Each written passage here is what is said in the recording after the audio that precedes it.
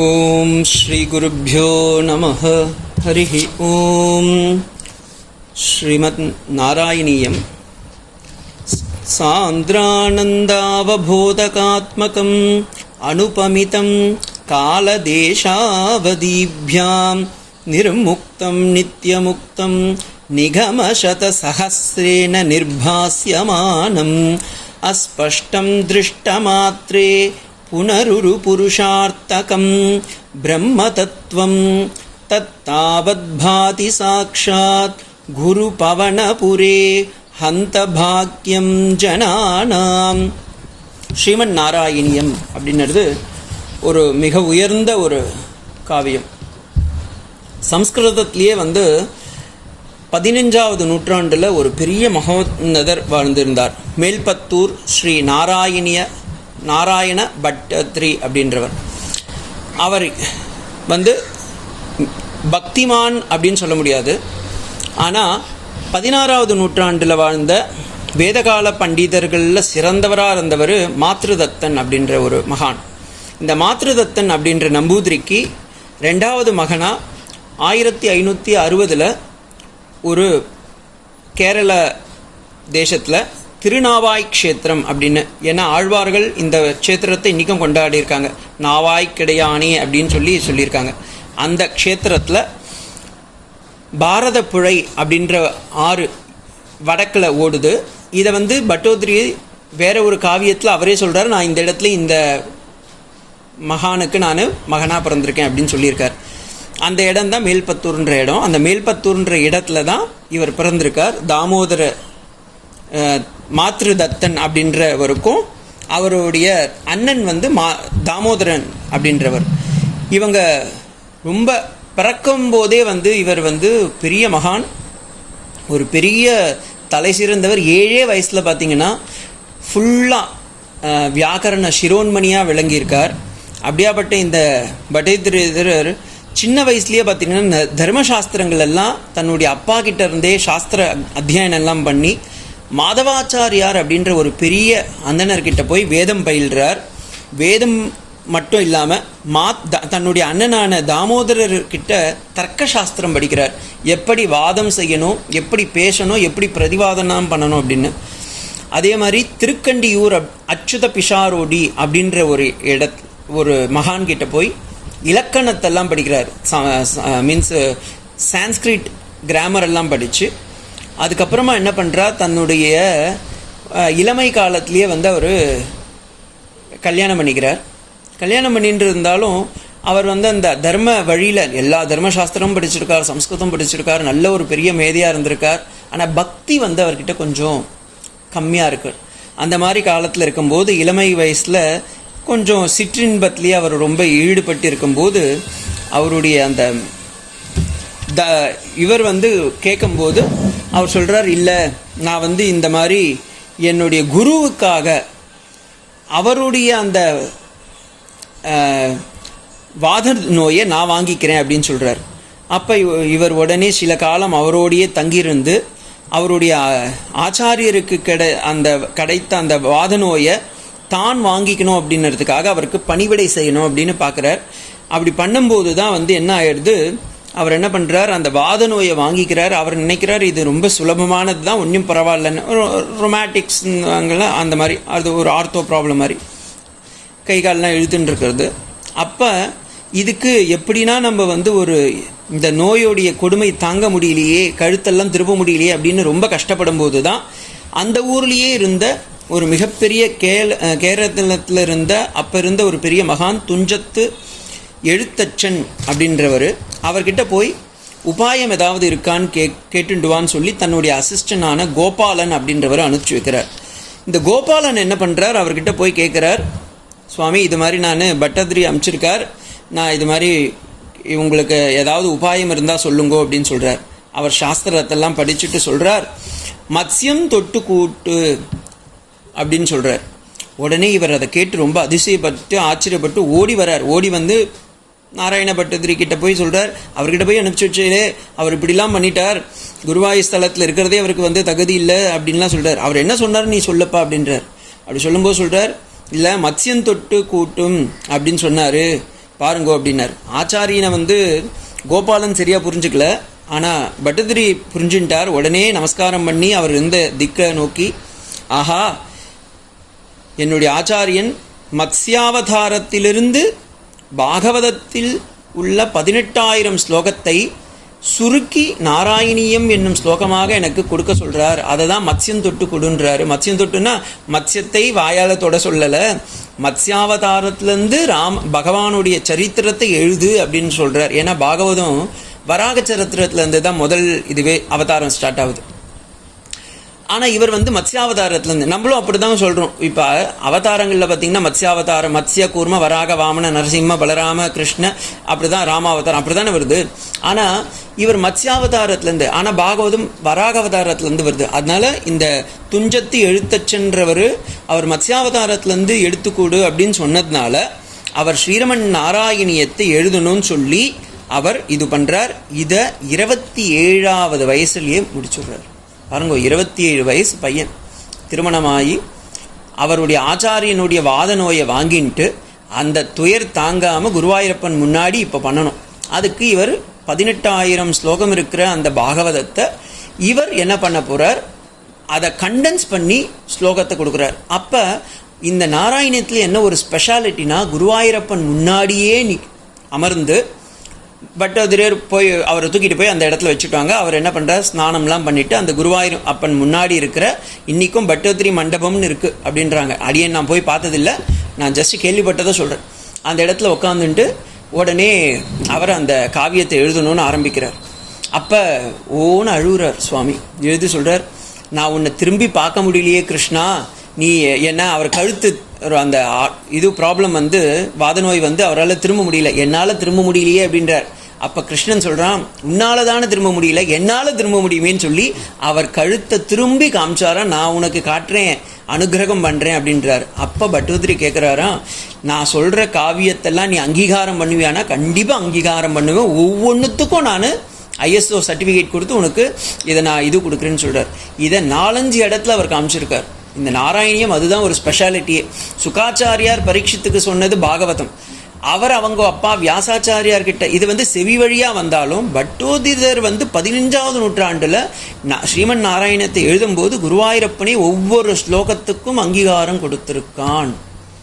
அதுதான் இதோடைய ஸ்பெஷாலிட்டி. அது ஒரு 2-3 இடத்துல நான் வேணா உங்களுக்கு சொல்கிறேன் இப்போதைக்கு. ஏன்னா ஃபுல் இதுவும் நம்ம ஒவ்வொன்றா பார்க்கலாம் ஸ்லோகம் சொல்லி. இப்போதைக்கு நான் ஒரு 2-3 இடம் சொல்கிறேன். கண்ணனாவதாரம் வந்து 10வது ஸ்கந்தத்தில் வரும்போது பார்த்தீங்கன்னா, கண்ணன் சுகாச்சாரியா சொல்கிறார், கண்ணன் வந்து அவங்க அம்மா கிட்ட வந்து பால் கேட்குறான். உடனே அவங்க அம்மா வந்து மோர் கடைஞ்சின்னு இருக்காங்க. நான் பால் கேட்டு நீ மோர் கடையிறதுக்கு போறியேன்னு சொல்லி கல்லால் பானையை உடைச்சான்னு சுகாச்சாரியா சொல்லியிருக்கார். இதை நாராயணிய பட்டோத்திரியர் எழுதும்போது என்ன பண்ணிட்டார், கொம்பால் அடித்தான்னு சொல்லிட்டார். அப்புறமா உடனே நைட்டோட நைட்டாக போய் ஐயோ நான் பாகவதத்தில் இருக்கிறதுக்கு முரண்பாடாக எழுதுறனே அப்படின்னு சொல்லி அதை ஓலைச்சுவடியை கிறுக்கலான்னு போகும்போது கிருஷ்ணனே வந்து சொல்கிறார், தீட்சிதரே நீங்கள் சொன்னது கரெக்டு தான். சுகாச்சாரியர் ஒரு ஆங்கிள் இருந்து பார்த்தார், கல்லை மட்டும்தான் பார்த்தார், என் கையில் கல்லும் இருந்தது கொம்போ இருந்ததுன்னு ஒரு இடத்துல சொல்கிறார். ஒன்று. ரெண்டாவது, ராசலீலையை பற்றி சொல்லும்போது இதெல்லாம் நடந்திருக்குமா அப்படின்னு சொல்லி தீட்சிதர் யோசிக்கிறார். உடனே அவர் என்ன பண்ணுறார், நடக்கிறது இல்லை, அப்படி தான் நடந்ததுன்னு உடனே குருவாயூர் க்ஷேத்திரத்திலேயே இருக்கிற பக்கத்தில் இருக்கிற மம்மியூர்ன்ற ஊரில் இருக்கிற அந்த ஸ்தலத்தில் இருக்கிற அந்த குளத்தில் அந்த ராசக்கிரடியை நடத்தி காமிச்சதா சொல்கிறார். அதே மாதிரி காளிங்க நர்த்தனம் பண்ணும்போது குருவாயூரப்பன் முன்னாடி இவர் கேட்குறார் தீட்சிதர்வாள், இதெல்லாம் நடந்திருக்குமா, நீ பாம்பு மேலே ஏறனியா, 7 வயசு குழந்தையாச்சே, உன் மேலே பாம்பு பட்டிருந்தா இந்நேரம் கடிச்சிருக்குமே, அந்த பாம்பு மேலே ஏறி நீ எழுத முடியுமா அப்படின்னும் போது உடனே கபகபகபன்னு ஒரு சத்தம் வருது. என்னடா அதுன்னு சொல்லி உடனே குருவாயூரப்பன் முன்னாடி ஏதோ சத்தம் வருதுன்னு சொல்லி அவர் கண்ணை திரும்பி பார்க்குறார். அப்படி திரும்பி பார்த்த அந்த க்ஷணத்திலேயே பார்த்தீங்கன்னா அந்த காளிங்க நர்த்தனம் அவர் கண்ணு முன்னாடி ரிஹர்சல் காமிக்கிறார், அப்படியே ரிவைண்ட் பண்ணி காமிக்கிறார். அந்த அந்த எப்படி அவர் டான்ஸ் ஆடினாரோ அந்த டியூன்லேயே இவர் பாட்டும் பாடுறார். அப்போ பாருங்க, இதுதான் சொல்கிறதுக்கும் ஏற்றும், கேட்கறதுக்கும் ஏற்றும், ஸ்தலத்துக்கும் ஏற்றும், நடந்த நிகழ்ச்சிக்கும் ஏற்றும். ஸோ குருவாயூரப்பன் முன்னாடி குருவாயூரப்பனே இன்னைக்கு கண்ணனா நின்று அந்த மம்மியூர்ன்ற க்ஷேத்திரத்தில் இருக்கிற அந்த குளத்துல இருந்து அந்த காளிங்கன் வந்ததாகவும், அந்த காளிங்கன் மேலே கிருஷ்ணன் வந்து எப்படி டான்ஸ் ஆனான்னு அந்த தாளம் எப்படி அவன் வச்சானோ கண்ணன் வந்து அந்த காளிங்கன் மேலே எப்படி காலை வச்சானோ அதே டியூனில் இவர் வந்து அந்த பாட்டம் பாடுறாரு. அத்தவாரிதி கோரதனம் பணிதம் பிரதிவாரயிதும் கிருததீப பகவன். அந்த பாம்பு எப்படி ஆடுச்சுன்னுறத அதே டியூனில் இவர் எடுத்துகிட்டு வர்றார். அந்த மாதிரி ஒவ்வொரு ஸ்லோகத்துக்கும் அதே மாதிரி ஒரு இடத்துல சொல்கிறார், இந்த முதலை வந்து கஜேந்திரனுடைய காலை பிடிச்சிடுது. ஐயோ குருவாயூரப்பா, அந்த காலை பிடிச்ச அந்த முதலையோடைய இதுவிலிருந்து ஒரு சுதர்சனத்தை அனுப்பிச்சு உடனே அவனுடைய அந்த யானையோடைய காலை காப்பாத்தினியாமே, அந்த யானை ஒரு தாமரை கொடுத்துதாமே, அது உண்மையா அப்படின்னு கேட்டாராம். உடனே குருவாயூரப்பன் சொன்னாராம், பாருங்கோ தோருக்கு பாரு அந்த தாமரை இப்பயும் கையில் வச்சுருக்கேன்னு சொல்லி அப்படியே காமிச்சாராம். ஸோ இது மாதிரி ஒவ்வொரு இன்சிடெண்ட்டுக்கும் பார்த்தீங்கன்னா குருவாயூரப்பனுடைய அங்கீகாரம் பெற்று அந்த ஸ்லோகத்தை எழுதினார். இது மாதிரி 1037 ஸ்லோகம் எழுதி வச்சிருக்கார். ஒவ்வொன்றுத்துக்கும் அவருக்கு தசகம் சொல்லுவாங்க. 1034 ஸ்லோகம் எழுதுறார். 99வது தசகம்னா 10 பாட்டு. ஆனால் சில இதில் 10 பாட்டு 15 பாட்டுக்கு வரைக்கும் வரும். அதெல்லாம் அவருடைய அந்த ஆன்மீக இதுவில் அப்படியே எப்படி வேணால் அவங்க மாற்றி சொல்லியிருக்கலாம்ல. ஸோ டோட்டலி பார்த்தீங்கன்னா 1034 ஸ்லோகம். ஆனால் 99வது தசகம் வரும்போது அவருக்கு ஆக்சுவலி வாத நோய் போயிடுது. அது தெரியாமையே அவர் அங்கேயே இருந்து பாடிட்டு இருந்திருக்கார். ஸோ ஒரு 100 தசகம் பாடியிருக்கார். அப்போ 99வது தசகம் பாடும்போது அவர் பார்க்குறார் தன்னுடைய வாத நோய் போயிட்ட உடனே அவர், ஆஹா பகவானே, நான் கேட்காமையே எனக்கு இவ்வளோ கொடுத்துட்டியே, அதனால் எனக்கு என்ன பண்ணு, இந்த வாத நோயை நீ நீக்கினதுனால இந்த நாராயணத்தையே யாரெல்லாம் படிக்கிறாளோ கேட்குறாளோ மற்றவங்களுக்கு சொல்கிறாளோ அத்தவங்களுக்கும் அத்தனை பேருக்கும் ஆயுர் ஆரோக்கிய சௌக்கியத்தை கொடுன்னு சொல்லி கடைசி ஸ்லோகம் அதை தான் அவர் கேட்குறாரு குருவாயூரப்பன் கிட்ட. இந்த ஸ்லோகத்தெல்லாம் யார் கேட்குறாளோ பார்க்குறாளோ இல்லை யாருன்னா நடத்தி வைக்கிறாளோ அவங்க அத்தனை பேருக்கும் நீ கொடுக்க வேண்டியது என்னன்னா, எனக்கு ஆயுர் ஆரோக்கிய சௌக்கியம் அப்படின்னு சொல்லி. அக்ஞாத்வா தேன மகத்வம் யதி நிகதிதம் விஸ்வநாத க்ஷமேத ஸ்ரோத்ரம் சைவத் சஹஸ்ரோத்தர அதிகதரம் त्वत् प्रसादात् भूयान् वेदा नारायणीयं श्रुतिषु जनुश्रुता वर्णनेन स्फीटं लीलावतारै அதிமிக குருதே ஆயுராரோக்கிய சௌக்கியம்னு அந்த வார்த்தையை முடிக்கிறாரு. 1034வது ஸ்லோகத்தில் இந்த ஸ்லோகத்தை சொல்கிறார்.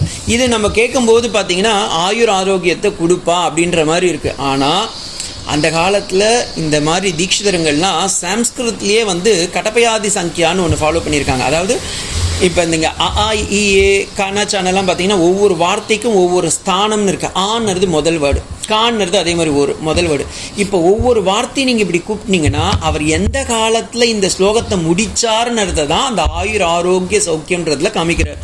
அப்படி பார்த்தீங்கன்னா 17ஆம் தேதி 12ஆம் மாதம் 1584வது வருஷம், அதாவது கலியுகத்தில் இதுவில் வந்து கொல்லம் ஆண்டு 762வது கார்த்திகை 24ஆம் தேதி ஞாயிற்றுக்கிழமை சுவாதி நட்சத்திரம் அன்னைக்கு அந்த க்ஷேத்திரத்திலிருந்து இந்த ஸ்லோகத்தை முடிச்சாருன்றதை தான் அந்த ஆயுர் ஆரோக்கிய சௌக்கியம்னு சொல்லி முடிச்சிருக்காரு.